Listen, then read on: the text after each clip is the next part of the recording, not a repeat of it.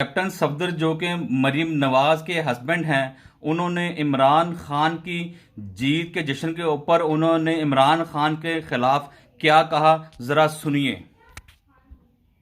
عمران خان 6 حلقے اس لیے جیت گئے، ایک تو 6 حلقوں میں وہ خود کھڑے ہو گئے، جہاں جہاں انہوں نے اپنے لوگ کھڑے کیے ان کو پتا تھا کہ وہ پٹ جائیں گے، وہ پٹ گئے۔ یہ کوئی انوکھی بات نہیں ہے۔ پاکستان مسلم لیگ کے ایک سینئر رہنما جاوید ہاشمی جب افتخار چودھری کی بھینچ چڑھے، 4.5 سال ضمانت نہ ہوئی، اس کے بعد جب وہ آئے تو وہ ایک پارٹی کے پلیٹ فارم پہ کتنے حلقے جیت گئے تھے۔ مزہ تو تب آئے گا جب میاں آئے گا، تو یہ ان کو پتا تھا۔ میاں صاحب کب آ رہے ہیں؟ میں مکمل کر رہا ہوں، تسی میرا خیال ہے ایئرپورٹ جانے کی تیاری کر رہے ہیں۔ وہ ان کو پتا تھا کہ میں ہار جاؤں گا اور خود کھڑے ہو گئے۔ میاں صاحب نے تو اپنے بازو پیش کیے نا، اپنی جماعت کے لوگ آئے، شجرا بی بی آ گئی، ایک خاتون اٹھ کے الیکشن لڑتی ہے۔ تو اب جب دوبارہ یہ چھوڑیں گے سیٹیں تو پھر ورکر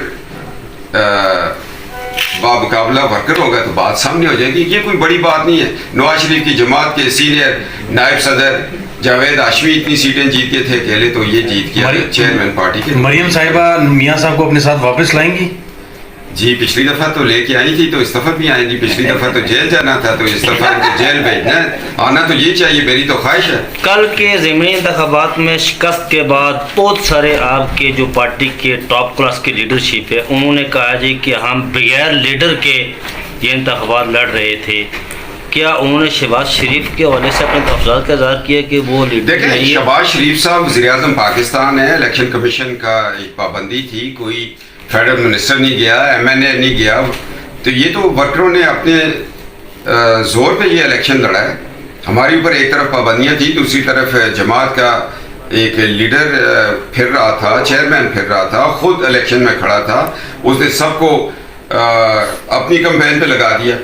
اور اب یہ دیکھیں، رات کو میں اسد عمر صاحب جو جنرل عمر کے بیٹے ہیں، وہ کہہ رہے تھے الیکشن کمیشن بار بار خرچہ کروائے گا، تو بھائی جی تسی پہلے سوچتے نا، تسی 5 سیٹوں چھڑو گے تو پھر خرچہ تو ہوتا۔ پھر میں پوچھتا ہوں اعتزاز صاحب، ہم اسٹوڈنٹ ہیں لا کے، آپ ہمیں یہ پیغام دے رہے ہیں، پوری دنیا میں پاکستان کو بدنام کر رہے ہیں کہ جس ریاست کی کیبنٹ کا میں ممبر تھا، اس ریاست کے اندر فیصلے عدالتیں کسی پریشر میں بھی دے سکتی ہیں۔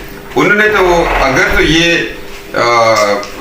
بیان میڈیا پہ آیا، وہ تو لوگوں کے ذہن میں ایک میڈیا کی پی ایل ڈی بنا دی ہے۔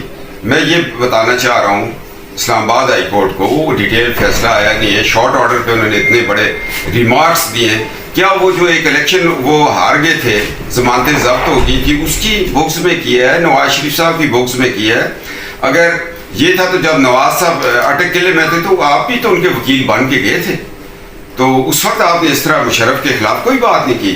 جب کہ عدالتیں انصاف دے رہی ہیں اور آپ عدالتوں کو کر رہے ہیں، اور ان عدالتوں میں جن میں 40 سال آپ مائی لارڈشپ کے جو نعرے ہیں وہ لگاتے رہے، ان پہ عدم اعتماد کر دیا آپ نے۔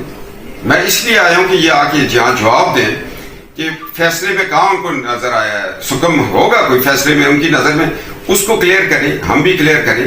اس طرح تو پھر آپ کے لوگ بغیر فاسدی ضمانت کے پنجاب نہیں جا سکتے، ان کے لوگ اسلام آباد نہیں آ سکتے۔ آپ خود بھی پنڈی سے جو ہے وہ آپ نے بیل کروائی ہے، 2 دن کا بھی یہاں سے میاں جاوید لطیف صاحب نے بیل کروائی ہے، رانا ثناء اللہ صاحب کے وارنٹ جو ہے وہ لاہور ہائی کورٹ نے معطل کیے ہیں۔ تو یہ کب تک یہ سلسلہ جاری رہے گا؟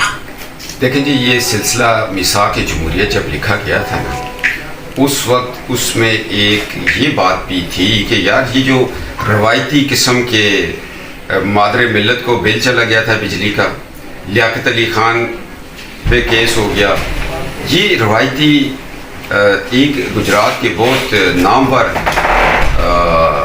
چودھری ظہور الہی تھے، ان پہ بھینس چوری کا مقدمہ ہو گیا تھا۔ اس طرح کے مقدمات کو ختم کر دیا جائے، میثاق جمہوریت یہ کہتی تھی۔